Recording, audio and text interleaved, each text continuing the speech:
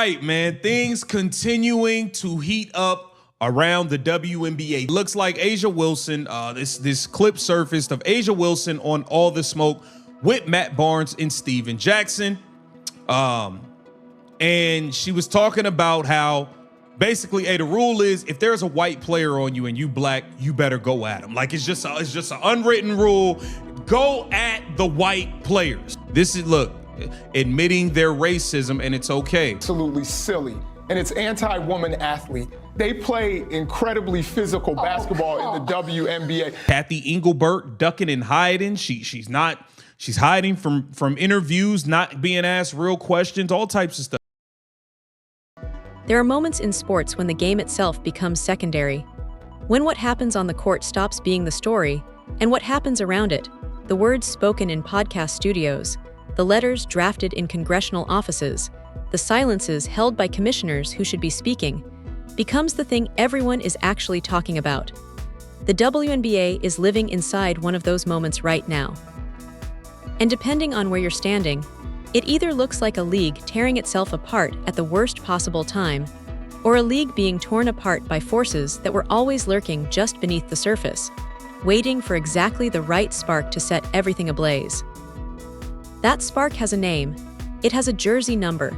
It has a three-point shot that breaks arenas and a fan base that materializes out of thin air in cities that haven't cared about women's basketball in years. Caitlin Clark changed this league the moment she walked into it, and whether you love what she represents or resent the way the world elevated her above players who were already here doing the work, one thing is completely undeniable. Everything that touches her becomes a headline. A'ja Wilson is a true embarrassment as the WNBA's best player, and she wonders why she's unlikable and not the biggest star. But listen to these other two talking absolutely deplorable. Okay,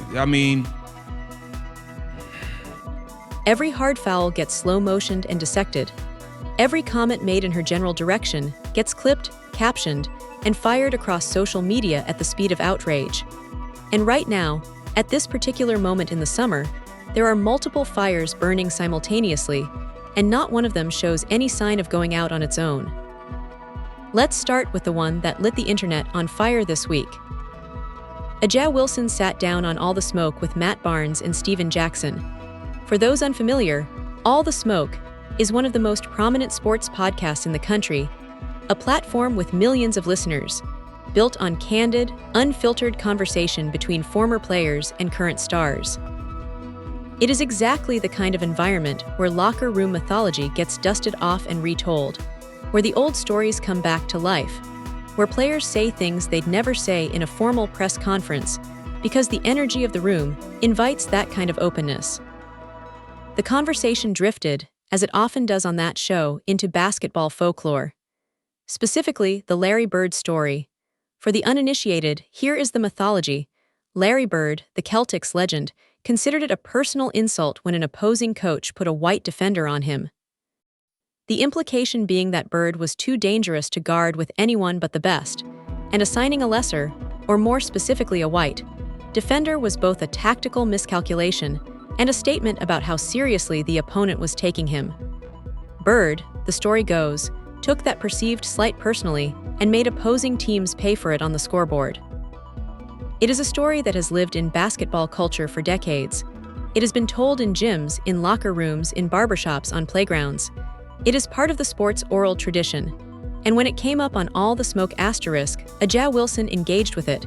She laughed. She called it an unwritten Hooper rule. She said the now famous 4 words, "It's never that deep." And the internet absolutely detonated.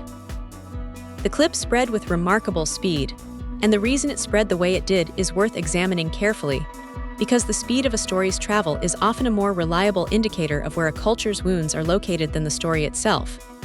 What people heard in that clip, or more precisely, what people chose to hear, was the reigning MVP of the WNBA acknowledging, while laughing, that there exists an unwritten rule in basketball to target white players.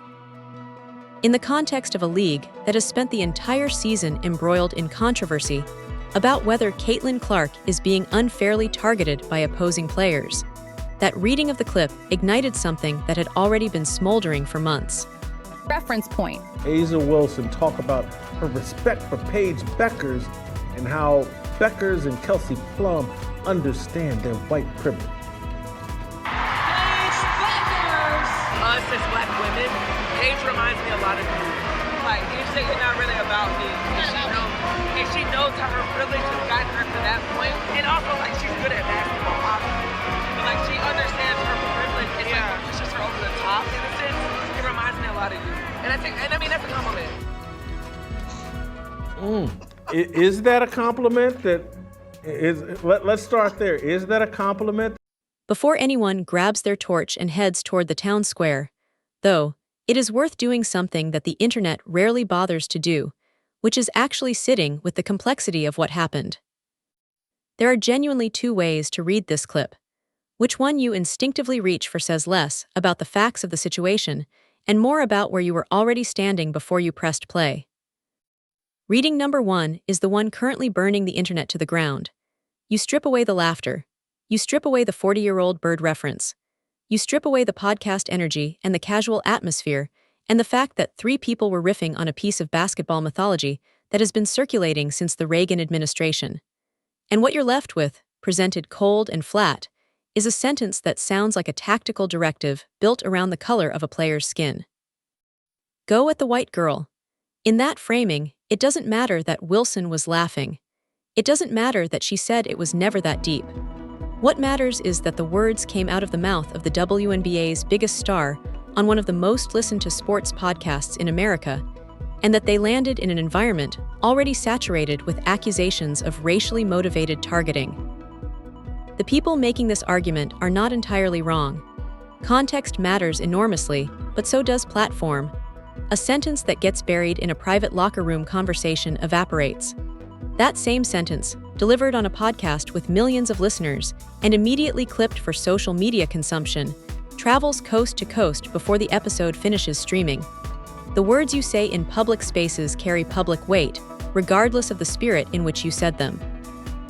And the timing of this particular comment, dropped into a season already consumed by debates about whether certain players are being treated differently based on factors that have nothing to do with basketball, transformed what might otherwise have been a forgettable podcast moment into something that required a national conversation. Reading number two requires a bit more generosity and a bit more historical context.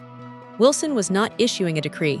She was not sitting across from Matt Barnes and Steven Jackson and drawing up a game plan. She was engaging with decades-old basketball folklore in the casual, rapid-fire way that all the smoke asterisk conversations typically unfold.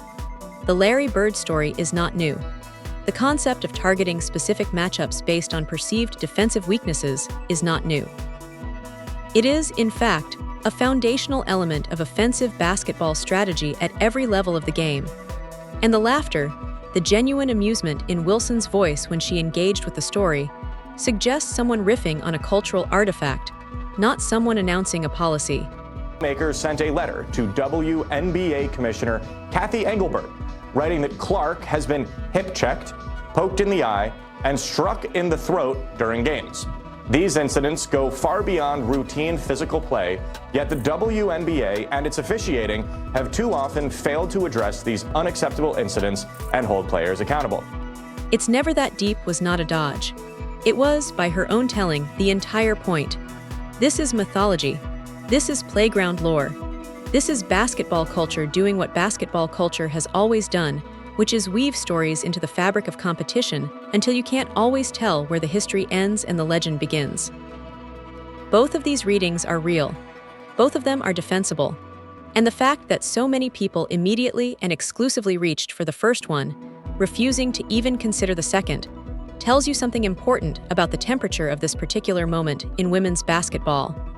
The room has been marinating in tension for long enough that even the smell of a match reads as a 5-alarm fire. Commissioner Engelbert or whatever, I think she's probably just going to take that letter and go whoosh, as she should, and tear it up because she is, in the tank for let's abuse Caitlin Clark and milk her for as much of this rivalry, the entire world against her, because that's good for her. Here is where the conversation gets uncomfortable, and where the people doing the loudest yelling have their most legitimate point, even if the yelling itself sometimes obscures it. The claim is direct, and it hits hard. If the races were reversed, the reaction would have been categorically different. If a white player on a platform with millions of listeners had laughed about an unwritten rule targeting black players, the response from the league, from the media, from the wider cultural apparatus surrounding professional women's basketball would have been swift, total, and without mercy. There would have been no competing interpretations offered. There would have been no gentle reminders about context and folklore. The career implications would have been immediate and severe. That asymmetry is what is driving a significant portion of the outrage, and pretending it doesn't exist, or dismissing it as a bad faith argument deployed by people who don't actually care about fairness, does not make it disappear. The suspicion that acceptable behavior in this league operates on a sliding scale, that certain players can say certain things and face minimal consequences while others would be annihilated for equivalent statements, is not a fringe belief held only by people looking for reasons to be angry. It is a widely held intuition that keeps getting fed by incident after incident, and no amount of contextualizing will make it go away until the league demonstrates, through actual consistent action, that the rules apply to everyone with equal force. They're not letting up. This thing is going to continue, and the more Caitlin Clark plays in games and the more these jealous WNBAs go out of their way and demonstrate a level of vitriol and hate and all of this stuff, this is only going to get worse. The Angel Reese taunt from the national championship gets invoked here, and it is relevant even if the comparison is not perfectly clean. Reese stood over Caitlin Clark after LSU's victory and deployed the "you can't see me" gesture that Clark herself had used in the tournament. It was trash talk. It was physical, visible, designed to sting. And the response to it split almost entirely along demographic lines, with some celebrating it as a black woman refusing to be diminished, and others condemning it as unsportsmanlike behavior that would never have been tolerated in reverse. Neither camp fully persuaded the other. The incident just became another stone added to an already enormous pile of accumulated grievances. That pile is what we're actually dealing with. The "all the smoke" asterisk clip did not create the tension. It fell into tension that already existed, and it fell hard enough to send everything crashing to the surface. The "all the smoke" asterisk clip did not arrive in isolation. There is earlier footage circulating of Wilson discussing Paige Bueckers, and the way she frames that discussion is generating its own distinct wave of controversy. Wilson talks about her respect for Bueckers and describes her as someone who understands her white privilege. The framing is presented as a compliment, the idea being that Bueckers has the self-awareness to recognize how her background and her skin color have opened certain doors, and that this awareness pushes her to be better, to work harder, to not simply ride the advantages she has been handed, but to actively grapple with them. Wilson draws a comparison to someone else at the table and says Bueckers reminds her of that person, and clearly intends the comparison as a mark of respect. Here is the thing about that, though. Athletes having honest, complex conversations about race and access in professional sports is not a crime. It is not even particularly controversial in the abstract. The WNBA, like every major American institution, exists within a social structure that has never operated on a level playing field. Players are allowed to have perspectives on that reality. Some of them have genuinely important things to say about it. The discomfort that many people feel when athletes venture into this territory is sometimes a reflection of their own resistance to the conversation, not evidence that the athlete has said something wrong. But hear how this specific framing lands in the room. It does not come across as a peer-to-peer exchange between two players having an equal conversation. It sounds like one player administering a lesson to another player who did not necessarily sign up to receive it. There is a particular kind of discomfort that arises when someone tells you, in front of an audience, that they admire you specifically because you understand something unflattering about yourself. Even if every word of the analysis is accurate, the dynamic it creates is lopsided in ways that can read as condescension, regardless of the speaker's intentions. Which version you hear depends entirely on where you're standing, and in a room already charged with everything that this season has carried, both versions are being heard very loudly by very different people. Then there is the Kelsey Plum detail. The story being circulated is that Plum, seated in the same room during the earlier conversation, absorbed Wilson's comments about privilege and then quietly began creating distance from Wilson within the Las Vegas Aces dynamic. It is a compelling narrative. It has the texture of something real, and it is almost entirely constructed from body language, atmosphere, and inference rather than anything Kelsey Plum has actually said on the record. That distinction matters. An interpretation packaged and presented as confirmed fact is something different from confirmed fact, and the velocity at which this particular story has spread should prompt at least a pause to ask whether anyone actually has Plum on record saying anything that supports the narrative. As of right now, the answer is no. What is confirmed, regardless of every other variable, is that Wilson keeps becoming the central character in stories that subtract from her legacy rather than add to it. When you are the most accomplished player alive, and the dominant headlines circling you are about tension and controversy rather than the trophies and records that define your career, that is a damage accumulation problem, and it keeps reopening with each new cycle. While the podcast controversy has been consuming oxygen on social media, a different kind of story has been developing in the background, one with an institutional weight that demands its own careful analysis. 11 Republican lawmakers, led by Texas Congressman August P. Pfluger, have formally inserted themselves into WNBA business. They drafted and sent a letter to Commissioner Cathy Engelbert. The catalyst was Caitlin Clark absorbing a hard foul from Connecticut's Alyssa Thomas, and the league responding with what critics described as an insufficient disciplinary response, specifically a single-game suspension. The lawmakers did not mince words. The letter describes Clark being hip-checked, poked in the eye, and struck in the throat. It characterizes these incidents as going far beyond routine physical play. It accuses the WNBA and its officiating structure of failing to address unacceptable behavior and hold players accountable. Lawmakers have formally requested an investigation. Now, let's be honest about what this actually is and what it actually isn't, because the two are very different things, and conflating them produces a distorted picture.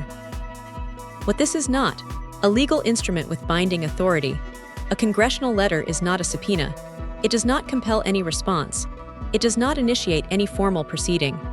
The WNBA is a private organization that governs its own rules and disciplinary processes. Commissioner Engelbert could read that letter, disagree with every single word of it, set it aside, and never respond to a single line without violating any law or statute. The people invoking this letter as evidence that federal intervention in women's basketball is imminent are either misinformed or being deliberately dramatic, and you should calibrate your response accordingly. What this is: a reputational grenade with a live pin. The story that travels is not going to be about court dates or subpoenas or formal legal proceedings.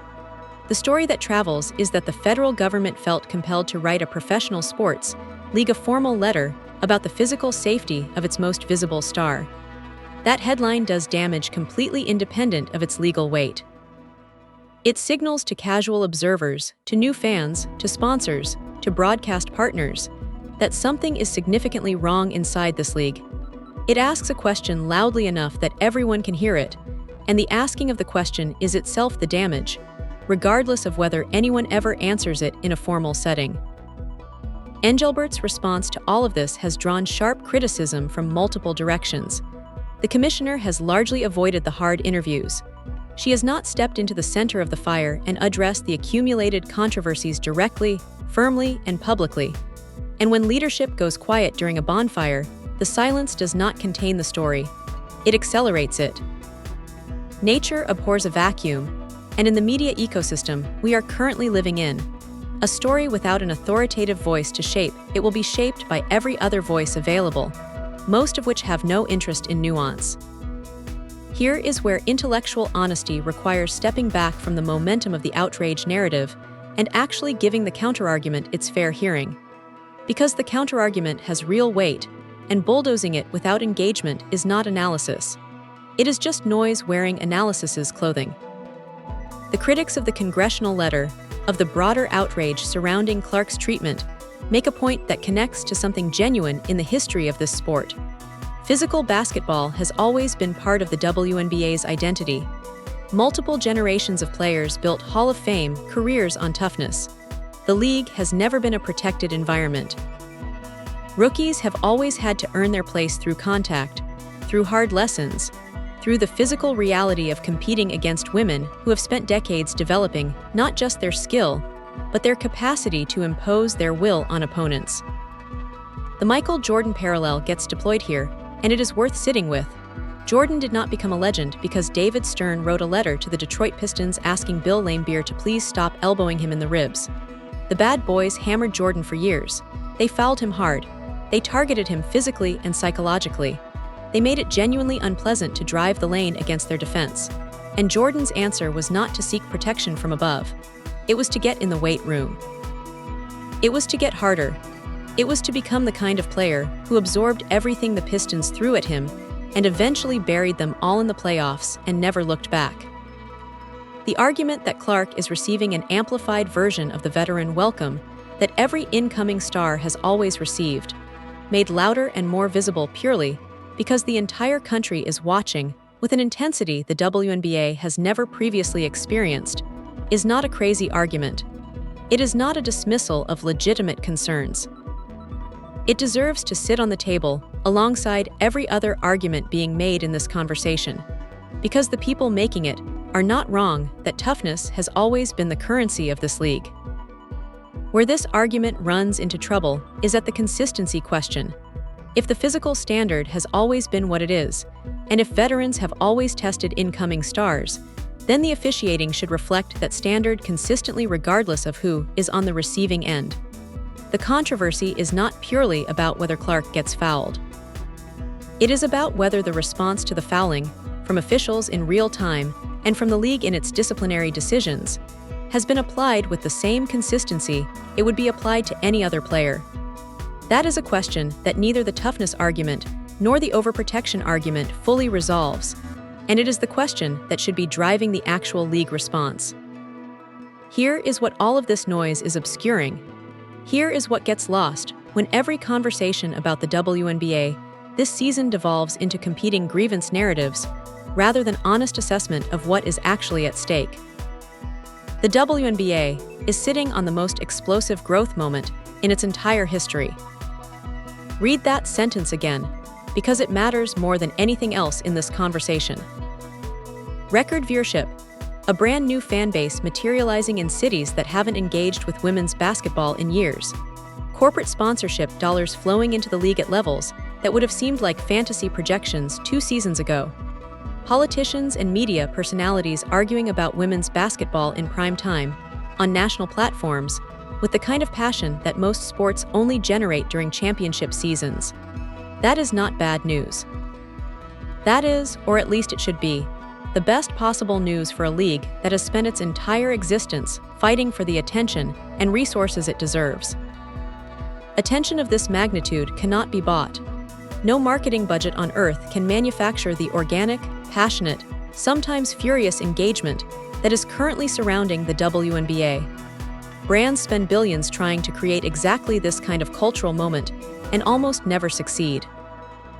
The league stumbled into it because one generational talent arrived at exactly the right time and immediately began doing things that forced people who had never watched a single WNBA game to suddenly care very much about what was happening. And instead of commanding that moment, instead of rising to meet it with the kind of institutional leadership and clarity of vision that this kind of opportunity demands, the league is letting it curdle. The racial grievance war has no referee. The commissioner is ducking the hard interviews. The players at the center of the controversy are generating headlines that subtract from the sport instead of adding to it. The Congressional letter, whatever its actual legal weight, has introduced a level of political theater that makes the whole enterprise look ungoverned and reactive, rather than confident and self-directed. This is not an accident. It is a series of choices, some conscious and some not, that are collectively squandering something extraordinarily rare. The sports world does not hand leagues second chances at this kind of cultural moment.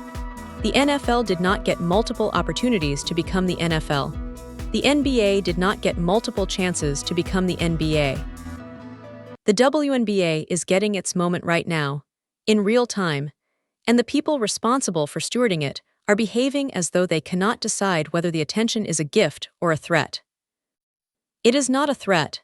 It has never been a threat. It is the thing the league has been working toward for nearly 30 years, and the response to it should reflect that understanding. Commissioner Engelbert needs to stop hiding. That is the most direct and most important thing that can be said here. Leadership in a crisis is not about managing from a safe distance. It is not about issuing carefully worded statements drafted by communications teams that have been focus grouped to offend as few people as possible. It is about showing up. It is about sitting down in front of the hard questions and answering them, imperfectly if necessary, but with genuine engagement rather than institutional avoidance.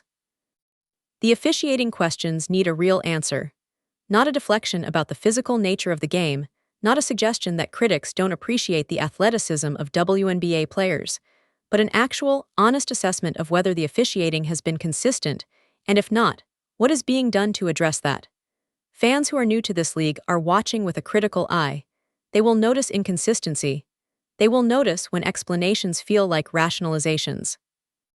The credibility of the officiating process is foundational to everything else, and allowing that credibility to continue eroding without direct intervention is a choice with compounding consequences. The conversation about race and fairness inside this league needs space and structure. It is real. It has been real for a long time. Players like Aja Wilson are not wrong that race operates inside this sport the way it operates inside every American institution, which is to say, significantly and sometimes uncomfortably. Those conversations deserve to happen. But they need to happen in ways that don't simply pour accelerant onto existing fires, and the league has a responsibility to create environments where those conversations can produce something other than viral controversy. Aja Wilson, for her part, is a genuinely extraordinary basketball player, the most decorated player in the current WNBA landscape, a competitor whose accomplishments should be the dominant narrative of her career. The fact that she keeps becoming the center of controversies that have nothing to do with her basketball is, in part, a function of a media environment that profits from conflict. But it is also, in part, a function of decisions she is making about what she says and where and how. Being great at basketball does not require being careful about everything else. But being the face of a league at a historical inflection point carries its own distinct set of responsibilities, and navigating those responsibilities is something that the greatest players have always had to learn. Caitlin Clark is not going anywhere. She's going to keep playing, keep shooting, keep drawing the kind of attention that bends the gravitational field of the entire league. Every game she plays will be watched by people who are counting hard fouls and slow-motioning contact and looking for evidence that supports whatever conclusion they arrived at before tip-off. That is the reality the WNBA is operating inside, and pretending otherwise does not change it. The question is whether the people running this league are going to get in front of that reality or keep running from it. History suggests that institutions which flinch from their defining moments don't get credited for eventually turning around. They get remembered for what they did when it actually counted. This does not cool down on its own.